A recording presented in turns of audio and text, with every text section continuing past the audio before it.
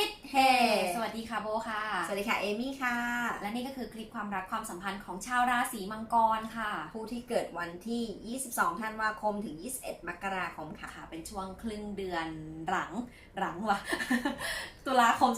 2562ค่ะค่ะก็เป็นการอ่านดวงทั่วไปนะคะ general reading นะคะอย่าเพิ่งไปคิดตัดสินใจได้จนกว่าจะได้ดูดวงส่วนตัวค่ะสำหรับผู้ที่เข้ามาใหม่นะคะก็อย่าลืมกด subscribe แล้วก็กดกระดิ่งให้กับพวกเราด้วยนะคะจะได้ไม่พลาดคลิปดีๆจากพวกเรา2คนค่ะแล้วนอกจากนั้นนะคะเราก็ยังมี Facebook Fanpage นะคะทารอตนิรมิตนะคะแล้วก็ Instagram ส่วนตัวค่ะของพวกเราสองคนนะคะของเจ๊ก็จะเป็น@MGO_blog ค่ะของพวกก็จะเป็นธัญรักษ์ _ กุลสาครนะคะฝากติดตามด้วยค่ะลิ้นพันกันไม่ใช่อะไรตอนนี้ตีหนึ่งแล้วก็ยังนั่งดูดวงกันอยู่เลยแล้วเดี๋ยวโบต้องกลับโคราชอีกโอ้โหคือเราไม่เป็นไรเรามีชีวิตรอดด้วยเพราะเรามีไทม์ไลน์ในการต้องปล่อยคลิปจริงๆมันก็เลยต้องแบบไม่ว่ายังไงก็ต้องทำคลิปเพื่อจะปล่อยตามเวลาเพราะรู้ว่าลูกดวงรออยู่ใช่เพราะฉะนั้นก็ฝากกดแชร์ไปให้เราด้วยนะคะกดฝากเป็นกำลังใจให้กับเราด้วยค่ะใช่ค่ะโอเคเราไปดูดวงความรักความสัมพันธ์ของคนมีคู่ของชาวราศีมังกรกันเลยน่าจะอยู่กันช่วงของการที่รู้สึกว่าช่วงนี้ตีกันทะเลาะกันเยอะเนาะอาจจะทะเลาะกันบ่อยทะเลาะกันจนแบบรู้สึกว่ามันเหมือนแบบทะเลาะกันจนแบบเฮ้ยมันหาทางออกของปัญหาไม่ได้หรือคุณหาปัญหาทางออกไม่ได้ก็เลยตีกันอะแบบความเห็นอาจจะไม่ลงรอยกันหรืออะไรเงี้ยก็เลยแบบเหมือนแบบหาเวแล้วก็แบบตีกันพอทะเลาะกันปุ๊บก็มันหาทางออกไม่ได้ฉันก็คิดแบบของฉันแบบนี้เธอก็คิดของฉันแบบนี้มันก็เลยอยู่ในจุดที่รู้สึกว่าเฮ้ยอาจจะแบบเธอนี่แบบเจ้ากี้เจ้าการจุกจิกกับฉันมากเกินไปหรือเปล่าฉันรู้สึกว่ามันเหมือนกับตอนนี้เริ่มโฟกัสในสิ่งที่มันไม่ค่อยดีเท่าไหร่ละความสัมพันธ์ที่อุตสาห์ตั้งมาสร้างมาดีๆตอนนี้มันเริ่มล้มแล้วคุณเริ่มมองไม่เห็นในสิ่งที่ดีๆที่เคยมีให้กันแล้วมันเหมือนแบบตีกันเยอะเกินอ่ะมันตีกันมากแต่ว่ามันถึงว่าเป็นอาจจะอยู่กินมากันมานานหรือจะคบกันแบบเดี๋ยวจะแต่งงานกันไปแล้วอะไรก็ตามเนี่ยแต่คุณรู้สึกว่าเนี่ยเพราะว่ามันมีไฮโลแฟนกับคุณก็พยายามทำทุกอย่างนะเพราะว่ามันอาจจะแบบแต่งงานกันไปแล้วมันก็รักด้วยแหละคุณก็เลยพยายามทำทุกอย่างแต่ตอนนี้เริ่มหันมาโฟกัสในสิ่งที่เฮ้ยมันมีแต่เรื่องตีกันนะมันทะเลาะกันบ่อยมากๆเลยจนรู้สึกว่ามันจุกจิกจู้จี้มันไม่ค่อยมี energy ในความที่อยู่ด้วยแล้วแฮปปี้มีแต่สิ่งน่ารักเหมือนตอนจีบกันเลยอะไรอย่างเงี้ยสถานการณ์ทั่วไปเป็นนี้ในส่วนของเขาคนนั้นเนาะผมมองว่ามันมีการคุยตกลงในเรื่องของความสัมพันธ์กันหลายครั้งแล้วแหละว่าแบบเราจะปรับจูนกันยังไงแต่ทุกครั้งที่มันมีการคุยกันมันเหมือนแบบมันได้คำตอบนะแต่ว่าคำตอบนั้นมันจับต้องไม่ได้อะมันเหมือนแบบรู้แล้วว่าควรจะทำยังไงแต่สุดท้ายมันก็กลับไปเป็นเหมือนเดิมเหมือนตอนเนี้ยเขาคนนั้นอะแบบใช้ชีวิตตามที่เขาอยากจะเป็นแหละเหมือนแบบโอเคในเมื่อชีวิตคู่มันไม่ได้ดื่มเหมือนเดิมอะไรอย่างเงี้ยก็โอเคก็ยังรักษาชีวิตคู่ไว้แต่ว่าฉันจะทำยังไงฉันก็ไปทำนะมันก็ยังมีการสนทนาคุยกันบ้างอะไรอย่างเงี้ยแต่ว่าโบมองว่าบางคนมีคนอื่นๆเข้ามาด้วยเดอะเลิฟเวอร์แต่ว่ามันก็เป็นแค่บางเคสนะคะแต่โบมองว่าตอนเนี้ยอิสระเต็มที่เลยเขาอยากทำอะไรเขาทำมีคนใหม่เข้ามาเขาก็คุยแต่ว่าก็ยังไม่ได้เลิกกับคุณแต่ว่าก็ไม่ได้แบบว่ายังไม่ได้อะไรกับคนใหม่ๆนะมันเพียงแค่ว่าแบบเขาไปใช้ชีวิตดีกว่าเขารู้สึกว่าคุยกับคุณตอนนี้มันก็ไม่เป็นประโยชน์ถึงต่อให้มันจะพัฒนาความสัมพันธ์ไปในแบบที่มันแบบว่าเหมือนเดิมในตอนแรกๆที่จีบกันมันก็ไม่ได้พอมันไม่ได้ปุ๊บมันก็ไม่เติมเต็มเขาพอมันไม่เติมเต็มเขาปุ๊บเขาก็ออกไปใช้ชีวิตพูดคุยกับคนนั้นคนนี้เป็นเพื่อนเป็นอะไรไปมันเหมือนแบบว่าเขา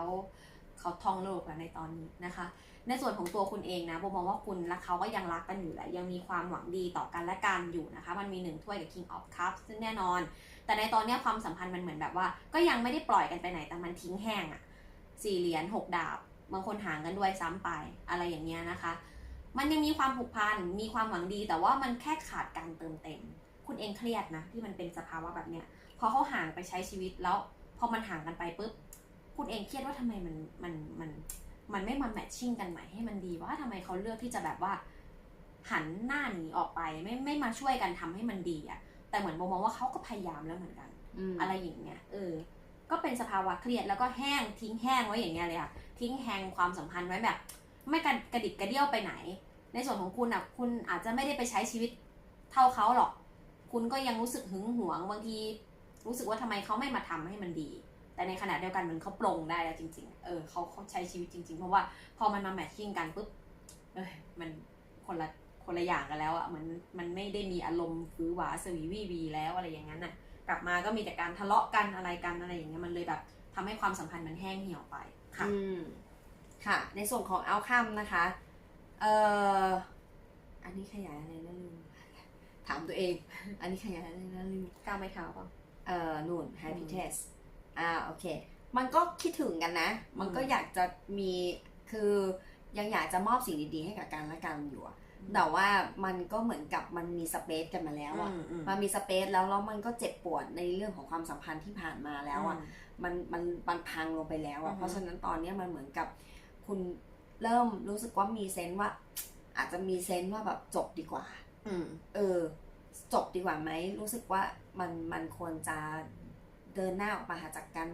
เดินหันหลังออกมาจากกันเนี่ยมันน่าจะดีกว่ามากกว่าที่จะเหมือนแบบไปต่อคุณนิ่งกับความสัมพันธ์นี้แล้วอะรู้สึกว่าถูกควบคุมถูกวงการแล้วก็ไม่อยากไปต่อแล้วอะไม่ว่าคือมันเคยมีนะ energy ในการมองว่าเขาเป็นคนที่แบบใช่เลยคนนี้แหละอะไรอย่างเงี้ยแต่ตอนนี้มันเหมือนกับว่าสิ่งเนี้ยมันคงต้องจบลงแหละมันน่าจะดีกว่ามันน่าจะเป็นทางออกที่สดใสกว่าการที่จะไปต่อแหละเพราะว่าตอนนี้เหมือนแบบรู้สึกว่าตอนนี้เริ่มเหมือนสิ่งที่ผ่านมามันทำให้คุณรู้สึกว่าเซนส์มันว่ามันคงไม่นี่แล้วล่ะคงไม่รอดแล้วแหละก็มีสเปซห่างจากกันมาก็คงคิดว่าคงจะต้องจบแน่ๆนะแต่ก็จะจบไหมก็ต้องมาดูดวงส่วนตัวอีกทีหนึ่งนะว่าจะจบกันจริงหรือไม่จบกันจริงค่ะดูคำแนะนำหน่อยค่ะคำแนะนำให้กับชาวราศีมังกรค่ะ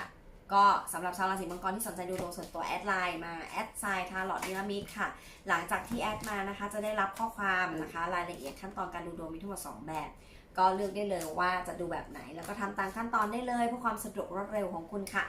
จริงแหละเหมือนตอนนี้ความสัมพันธ์ในชีวิตคู่ของคุณมีปัญหาเหมือนมีการคอนโทรลมีการแบบทั้งขึ้นทั้ง5 ดาบ 5 ไม้เท้าเลยอะพอมาอยู่ด้วยกันแล้วปุ๊บทะเลาะกันทันทีไม่เติมเต็มกันและกัน Wheel of Fortune มันมาบอกว่าหรือว่าณตอนนี้มันต้องเปลี่ยนแปลงหรือมันต้องหาตรงกลางไม่ไปในทางใดก็ทางหนึ่งอะมันอยู่ที่คุณคอนโทรลเลยถ้าเกิดคุณยังอยากที่จะอยู่ในความสัมพันธ์นี้ต่อบางทีคุณอาจจะต้องแบบว่าเมื่อมันแบบเป็นคู่กันไม่ได้แล้วเนาะบางทีคุณต้องเรียนรู้ที่จะอยู่คนเดียวแล้วแค่ประคองความสัมพันธ์ไปเหมือนอยู่กันไปแบบเพื่อน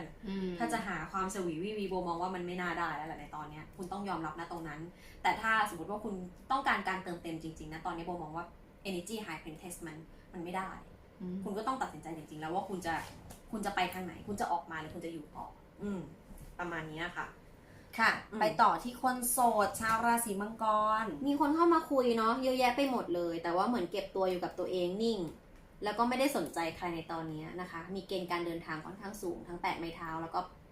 6 ดาบตอนนี้ไม่พร้อมจริงๆอยู่ในสภาวะที่ค่อนข้างที่จะเก็บตัวนิ่งด้วยซ้ำไปโฟกัสในเรื่องของการงานการเงินนะคะเอาคำก็เหมือนกันแห้งสนิทไม่มี energy ของคนใหม่เข้ามาถึงต่อให้มีคนเข้ามาก็จริงให้เลือกเยอะแยะไปหมดมีคนเข้ามาพูดมาคุยแต่ว่าโบมองว่าคุณหันหลังให้คุณไม่พร้อมคุณไม่รับคุณอยากอยู่กับที่แล้วก็ที่ผ่านมาความสัมพันธ์ที่มันเข้ามาบางทีคุณรู้สึกว่ามันไม่ได้ซัพพอร์ตคุณจริงๆคุณรู้สึกคุณอยู่คนเดียวดีกว่าเข้ามาแล้วบางทีทำให้คุณเครียดคุณรู้สึกว่าถ้ามันเข้ามาแล้วทำให้คุณเครียดคุณเลือกที่จะไม่รับดีกว่าเหมือนแรงต้านทานหรือว่าเขาเรียกว่าอะไรกำแพงคุณค่อนข้างหนาในตอนนี้สำหรับชาวราศีมังกรก็ยังโสดอยู่นะคะก็ใช้ชีวิตต่อไปโอเคคนโสดค่ะสนใจดูดวงนะคะชาวราศีมังกรก็แอดไลน์มาแอดไซน์ทาร์ลอตนิรามิดค่ะหลังจากที่แอดนะคะก็จะได้รับข้อความนะคะรายละเอียดขั้นตอนต่างๆก็ทำตามขั้นตอนได้เลยเพื่อความสะดวกรวดเร็วของคุณค่ะโอเคเดี๋ยวจะได้มีการเริ่มต้นใหม่นะคะบางทีการจบจาก energy เก่าๆได้จริงๆแล้วบางทีคุณยังเริ่มต้นไหนไม่ได้เพราะคุณยังอาจจะยังไม่ลืมสิ่งที่เคยเจ็บช้ำมาครั้งก่อนแล้วคุณเอาอดีตมาตัดสินนะตอนนี้คุณเหมือนต้องตัดสินใจตัดจบแล้วก็มุ่งไปข้างหน้าโบมองว่าเดี๋ยวคนที่ใช่เป็นไปได้ว่าจะเป็นธาตุน้ำหรือธาตุไฟก็ได้จะมีคนเข้ามาและคนนั้นน่ะจะนำความสัมพันธ์ที่คุณต้องการที่สุดน่ะมาให้คุณจริงๆค่ะสำหรับชาวราศีมังกร ประมาณนี้นะคะสำหรับชาวราศีมังกรวันนี้ไปก่อนค่ะ